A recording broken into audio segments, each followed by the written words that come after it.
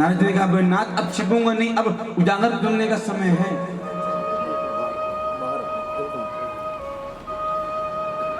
आपसे विनती है अब आप चलो, उस कंस को मारो नाथ।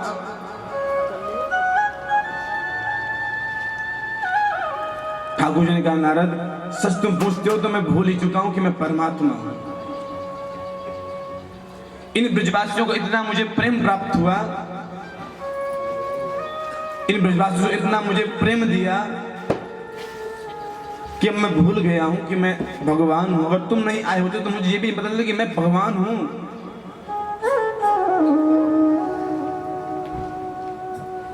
भाई नारद ये देख रहे हो ये मधुमंगल को, ये अपने घर से उठे और प्रातःकाल अपने घर से नेत्र बंद करके आवे और मेरे घर के दरवाजे में आकर और मेरे सम्मुख आकर फिर अपने नेत्र खोले, मेरे दर्शन करे।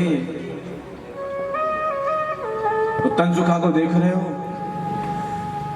मुझे 11 वर्ष हो गए यहाँ रहते हुए नारद, और 11 वर्ष के मेरी उचित प्रसाद ही पाता है, जो मैं भोजन में छोड़ देता हूँ थाली में वो खाता है।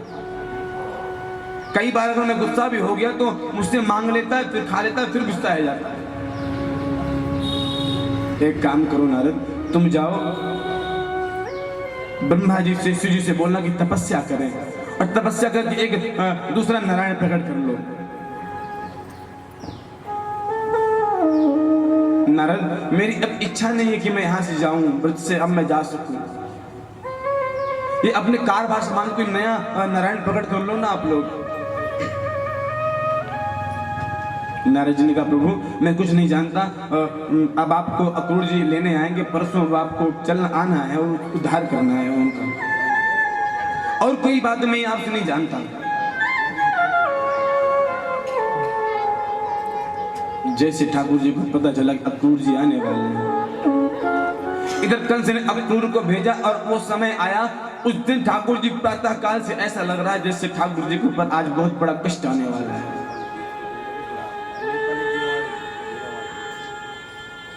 ठाकुर जी प्रातः काल से ना तो हंस रहे हैं, मैया से और बाबा से ये कहना कि कंस का उद्धार नहीं, कंस के उपहार देने के लिए कंस ने मुझे बुलाया है। अंदर अक्रूर गया, जलपान भोजन की सारी व्यवस्था यहाँ पर रखी गई अक्रूर जी के सामने। मैया यशोदा ने सबको सुंदर सुंदर भोजन पकवाया, अक्रूर जी को भोजन पकवाया पवाया। जैसे आज मैया यशोदा हाथ में सुंदर थाली लेकर बैठी थी भोजन प्रसादी पाने की, उसने अक्रूर ने कहा बोले बाबा एक बात बताऊं। बोले कृष्ण और बलराम को मेरे साथ भेज दो, कंस ने इनको उपहार देने के लिए बुलाया है। यशोदा अंदर भोजन कर रही थी, वही थाली छोड़ के चली आई। बोले अक्रूर क्या कह रहे हो कन्हैया, और बलराम को कंस ने बुलाया? अक्रूर कह दो ना कि ये मिथ्या है, ये झूठ है, मेरे कान में झूठ बात पहुंची है, कोई मना कर दो ना किया सत्य है। अक्रूर बोले मैया इनको उपहार देने के लिए बुलाया है, बाहर के बाद ये पुनः आपके पास आ जाएंगे। मैया बोली अक्रूर हमको कुछ उपहार ना चाहिए, तू कंस को बोल अपने उपहार अपने पास रख के मैं लाला को ना भेजूं, मुझे लाला को उपहार ना चाहिए।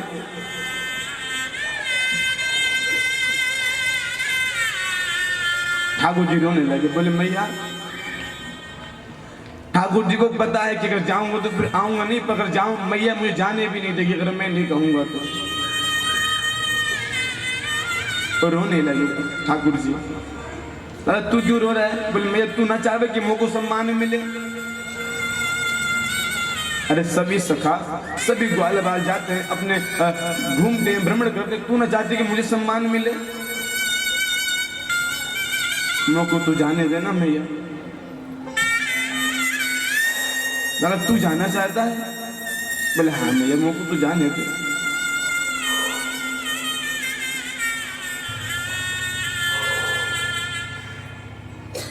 जो हाथ में थाली भोजन की ली थी छोटा मैया ने, वो वैसी के वैसे घर ही रखी है, वैसी पधरा रखी है थाली। मन ही मन सोच रही क्या होगा कल, मेरा प्राण चला जाएगा कल। प्रार्थना कही, हे सूर्यदेव ऐसा करना कि कल अब जीवन में कभी सूर्य उदय हो ही ना। समस्त संसार के लिए सूर्य उदय होगा, पर अगर सूर्य उदय हो गया तो मेरे लिए सूर्य अस्त हो जाएगा। इसलिए हे सूर्यदेव ऐसी कृपा करना कि प्रातःकाल उगना नहीं आप।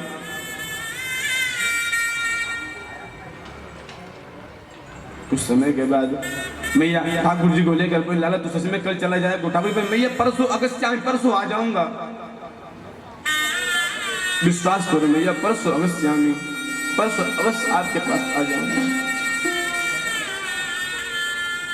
मैया बोली लाला तुमको पता है ना कि अगर तुमको सायकाल प्रातःकाल से सायकाल तुमको ना देखो तो मेरे मन में एक पीड़ा होती कि लाला कुछ ठीक तो है, लाला सब कुछ ठीक तो है, कोई अव्यवस्था तो नहीं है लाला के पास। विचार करो 80 वर्ष में यशोदा के लाला हुआ, जिनसे प्रेम किया उनको छोड़कर, मैया यशोदा को छोड़कर, नंद बाबा को छोड़कर सबको जा रहे हैं। यहां तक कि सबसे प्रिय चीज है उनकी बांसुरी, उसको भी आज छोड़कर ठाकुर जी पहुंच रहे हैं। इतना करुण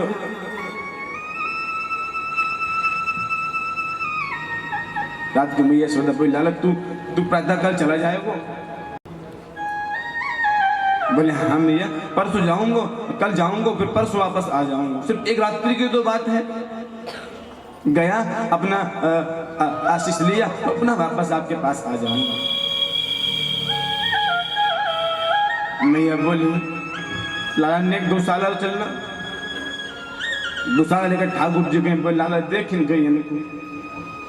जब सिंह को पता चला है कि हमारे प्राण वल्लभ हमारे प्रीतम श्री कृष्ण हमको छोड़ के जा रहे हैं,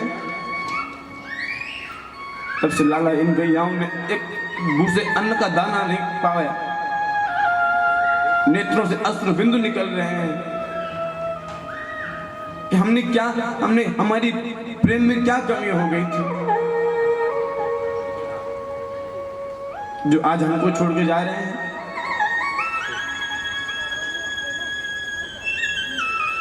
लाला तुम मत जावे ना। रात भर यहाँ तक कि ठाकुर जी को पता है कि मैं जाऊंगा तो फिर पुनः वापस आऊंगा नहीं।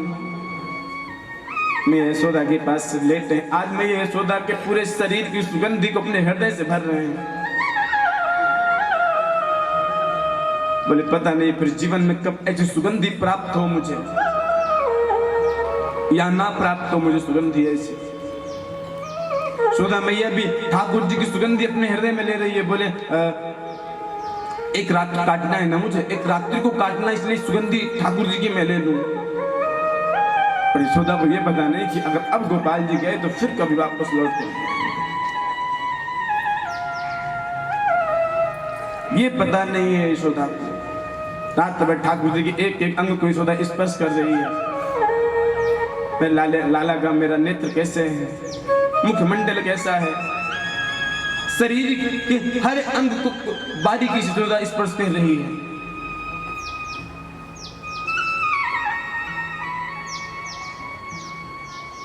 दोनों इधर करवट लेकर लेटे हैं। आज ठाकुर जी मैया के हृदय से लग गए। ठाकुर जी मन ही मन विलाप करे, बोले मैया मुझसे बड़ा अधर्मी कौन होगा संसार में। अरे मैं तो से झूठ बोल रहा हूं, जिसने मुझे इतना प्रेम दियो वास्तव में झूठ बोल के जा रहा हूं। मुझको विधाता भी न माफ करेगा मैया। ऐसा हो कि या दंड को मुझको भोगना पड़े। मैंने तेरे प्रेम को अनादर किया है, तेरे प्रेम को समझा नहीं है मैया।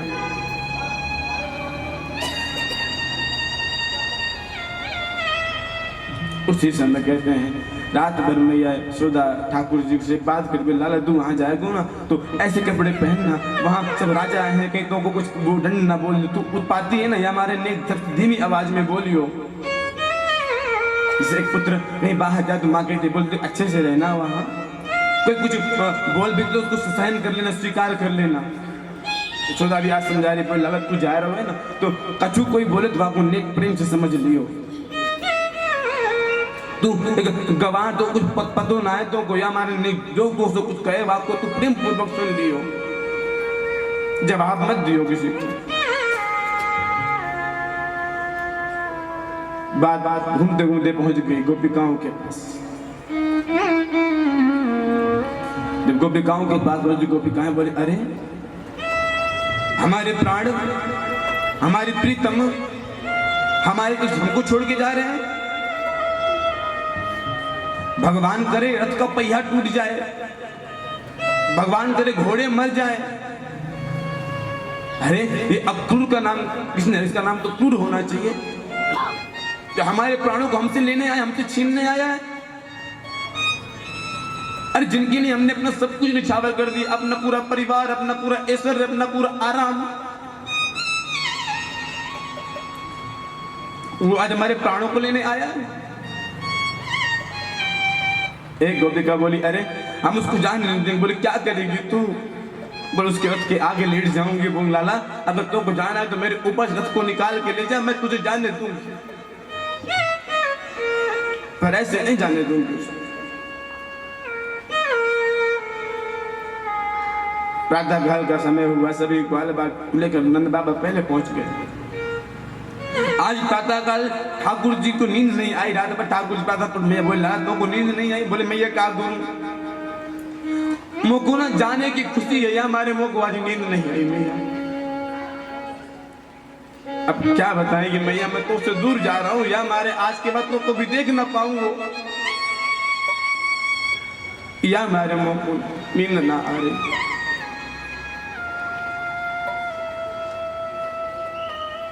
ठाकुर जी उठे, अपना पूरा श्रृंगार कर लिया। भैया बोल लाला कम से कम आज अंतिम बार तुम लोगों को अपने हाथ से श्रृंगार कर लेने दे, तो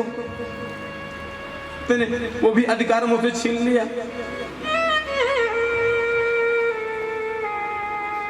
ठाकुर जी बोले मैया छीन होना है। अरे अब मुझको वहां जानो, मैं मुझको समझना पड़ेगा कैसे स्नान करना चाहिए, कैसे श्रृंगार करना चाहिए। ठाकुर जी कुछ श्रृंगार नहीं किया, सिर्फ एक मोर पक्ष धारण किया है बस।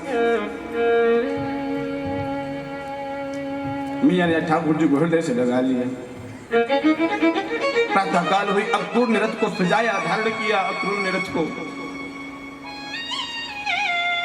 उसी समय अक्रूर जी ने जो ये गति देखी, विचलित देखा, अक्रूर से रहा नहीं गया। ठाकुर जी मैया को प्रणाम किया, गैया मैया के पास गए। ऐसा रथ गैया कह रही हूँ लाला तू मत जावे, तू यहीं रह जावे। एक स्वर में सभी गोपिकाएं उठकर मुख दिखा के देख रही हैं। मैं ये सोचा बोल लाला तो को पता है अगर जब तक तू बंसी ना बजावे ना तब तक ये भूखा भूसा ना खावे, अन्न ना ग्रहण करें भैया। और दिखला ये कहना चाहती लाल तू मत जावे, अगर तू चला गया तो इन सबन को प्राण कहाँ जाएगो, तू यहीं रह जा लाला, तू मत जावे।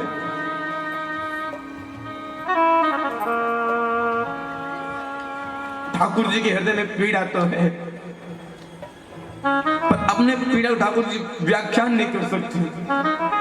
बोले पता है अगर व्याख्यान कर दूंगा ना पूरे पृथ्वी में इतना प्रलय आ जाएगा कि प्रलय कोई रोक नहीं पाएगा। अश्रु तो बहाना चाहते हैं पर कैसे बहाए, हृदय में पीड़ा है ठाकुर जी। अक्रूर जी रथ में बैठा ले, बैठा के जैसे ही बोले लाला तुम एक काम करो, मैंने तुम सब गोपिन से मिलो तब तक मैं जाकर यमुना जी दर्शन करके आता हूँ। यशोदा के पास आए, बोले मैया तुमको प्रणाम करो, मुझसे बहुत बड़ी भूल है गई, मुझको तू माफ करिए, माफ करने लायक मैंने काम तो ना किया मैया, पर फिर भी मुझको तू माफ कर दियो। बोले मैया पता है तुमको 11 वर्ष पहले भादो की रात अष्टमी तिथि को तेरे घर में लाला ना वो तेरे घर में लाली गई है। शब्द को सुना मैया स्तब्ध है।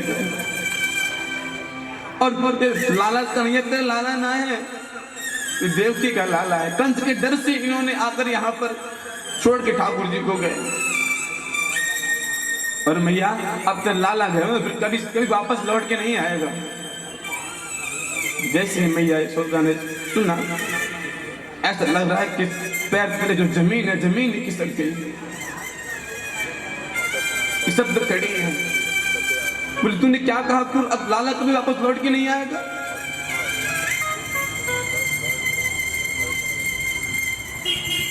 असुर बोले माँ मुझे माफ कर देना, अगर माफ कर सके। रथ को आगे बढ़ाया जाने लगे। जब यशोदा ने रथ के घोड़ों की चलने की आवाज सुनी तब थोड़ी सुधी आई। बोले अब तूने क्या कहा? कन्हैया मेरा पुत्र नहीं है, कन्हैया मेरा लाला नहीं है, अरे वो देवकी का पुत्र है।